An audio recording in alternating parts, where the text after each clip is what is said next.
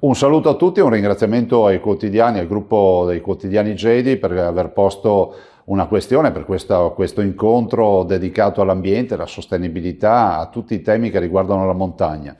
Non è un caso che si faccia a Belluno, che se ne parli a Belluno, visto e considerato che la provincia di Belluno è una delle due province in Italia totalmente montanee, assieme alla provincia di Sondrio.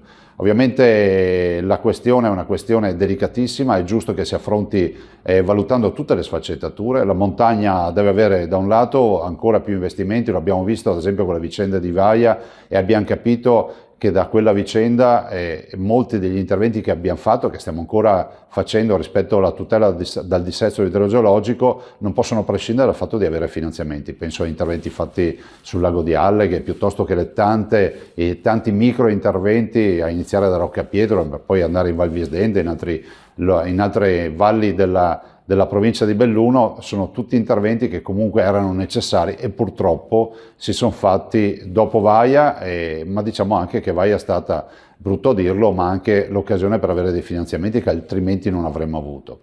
Dall'altro, quando si parla di sostenibilità, si parla anche della presenza dell'uomo in montagna. Ricordiamoci che una montagna senza la presenza umana è una montagna che non ha futuro. La provincia di Belluno conosce questo primo problema, che è il tema dello spopolamento, e per evitare lo spopolamento bisogna portare e mantenere servizi in montagna, a iniziare da quelli sanitari, ma poi molti altri servizi. E dall'altro voglio anche ricordare che, ad esempio, il tema che abbiamo posto, che oggi si è concretizzato con la partita delle Olimpiadi, è un tema che vuole anche dare una risposta su questo fronte.